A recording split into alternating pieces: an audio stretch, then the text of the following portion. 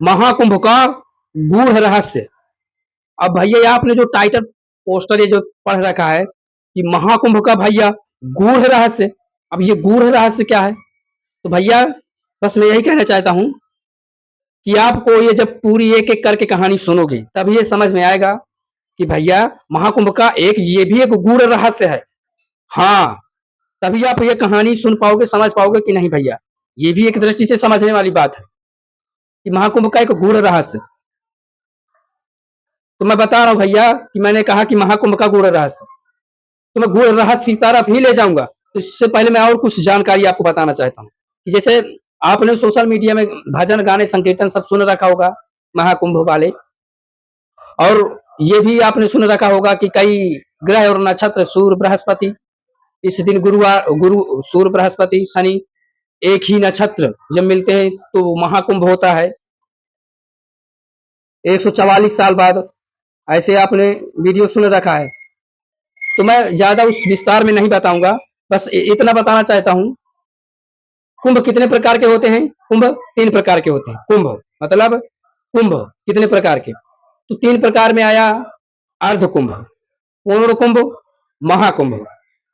अब ये कहानी आपने घड़े से सुन रखा होगा, तो ये कहानी और बड़ी हो जाएगी अगर घड़े वाली कहानी सुनाऊंगा कि ये घड़े के द्वारा ऐसे ऐसे मतलब बूंद गिरे तो यहाँ नासिक उज्जैन प्रयागराज ऐसी 4 जगह में महाकुंभ मेला लगता है। तो मैं गूढ़ रहस्य की आपको वो मुख्य बात बताऊंगा, थोड़ा थोड़ा सा ये आपको टिप्स के बाद में कि थोड़ा थोड़ा ये जानकारी याद करने के हिसाब से मैं बताता चला जाऊं। एक हो गई कितने प्रकार की होती है, दूसरा नासिक उज्जैन प्रयागराज ये चार जगह, एक और स्थान है नाम भूला है मुझे, और एक घड़े का जो कुंभ है। तो अर्ध कुंभ मैं बात करता हूं, कुंभ कितने प्रकार के होते हैं 3, अर्ध कुंभ, पूर्ण कुंभ, महाकुंभ। तो अर्ध कुंभ कितने साल में आता है 6 साल में। पूर्ण कुंभ कितने साल में आता है 12 साल में। महाकुंभ कितने साल में आता है 144 साल में।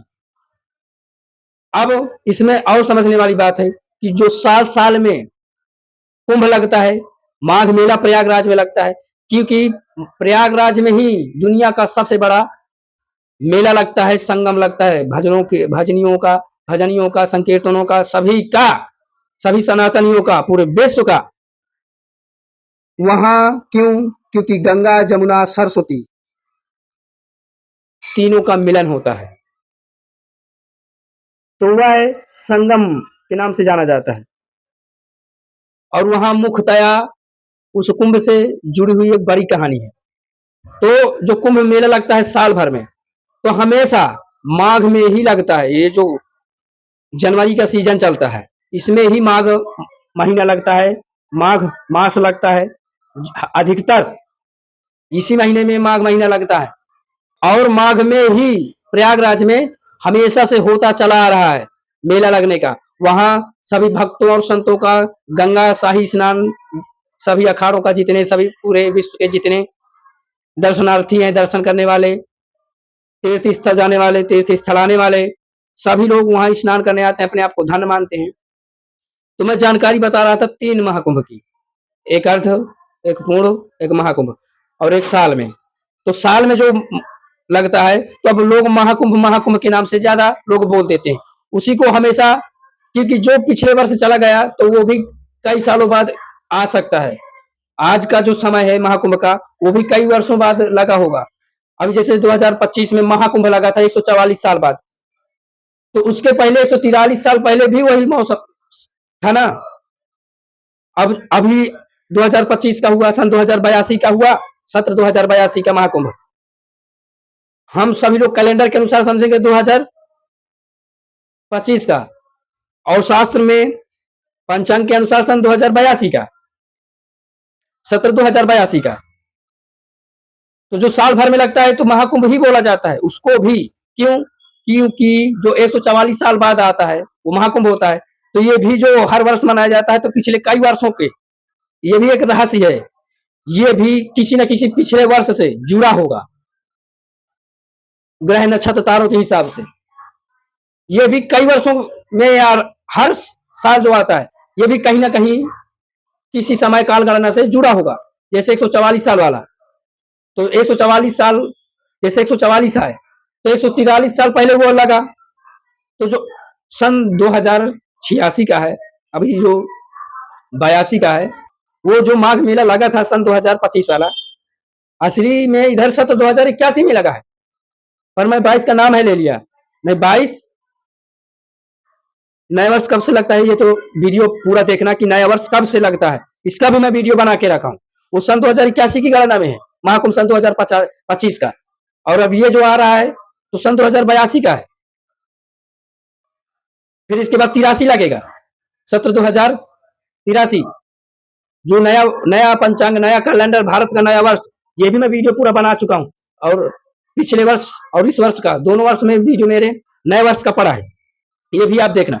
इसीलिए जो एक वर्ष में महाकुंभ होता है, जो माघ मेला लगता है प्रयागराज तट क्षेत्र पे, संगम तट क्षेत्र में, तो उसको भी महाकुंभ ही बोला जाता है, क्योंकि वो भी कई वर्षों में वो जुड़ा होगा, तो उसको भी महाकुंभ बोला जाता है। एक होता है अर्धकुंभ, जो हमेशा 6 साल में आता है, और एक होता है पूर्ण कुंभ, जो 12 साल में आता है। अब जैसे इस वर्ष 12 साल में हो रहा है, तो अब जोड़ने के अनुसार आने वाले 6 साल में वो अर्ध महाकुंभ होगा।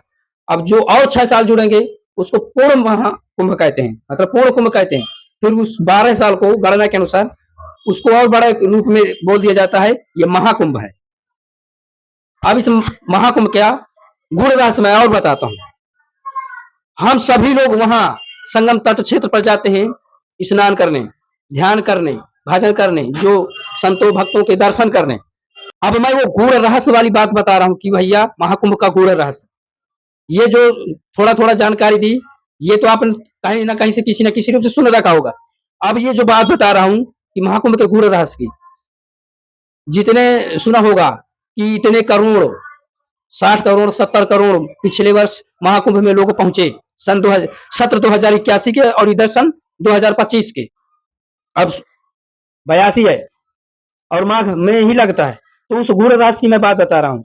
आपने कहीं ना कहीं किसी न किसी से सुन रखा होगा, या कैलेंडर में देख रहा होगा, पंचांग में देख रहा होगा कि महाकुंभ कब से लगेगा, और इतने तारीख से लगेगा, इतने तिथि से लगेगा, जो पंचांग के अनुसार देखते हैं, कैलेंडर के अनुसार देखते हैं।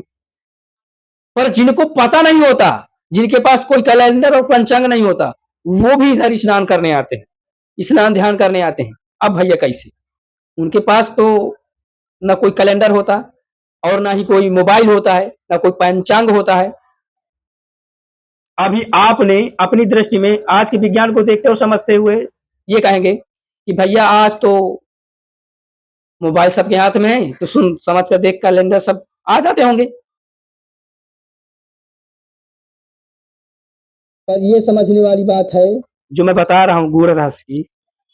आपने देखा होगा, सुना होगा, नागा साधु जो हिमालय में, पहाड़ों में, जंगलों में भक्ति तपस्या करते हैं, उनके पास न कोई कैलेंडर नहीं होता, उनके पास कोई पंचांग नहीं होता, फिर भी वो महाकुंभ में ही आपको दिखाई देंगे, महाकुंभ में ही वो दर्शन करने को नजर आएंगे।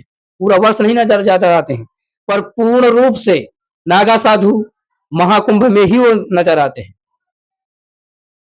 अब ये समझने वाली बात है कि अब वो संदेशा उनको कौन देता है महाकुंभ का, तो वो भैया जिसकी सेवा पूजा आराधना विश्वास भक्ति में लगे हैं, तो वो विश्वास उनको यहाँ पर लाकर खड़ा करता है, वो विश्वास, वो शक्ति ही उनको वहां पर पहुंचाती है। ये सबसे बड़ा गूढ़ रहस्य। अब आप यहाँ पर टिप्पणी करोगे तो आज के नागा साधुओं के पास भी तो भैया मोबाइल और पंचांग है।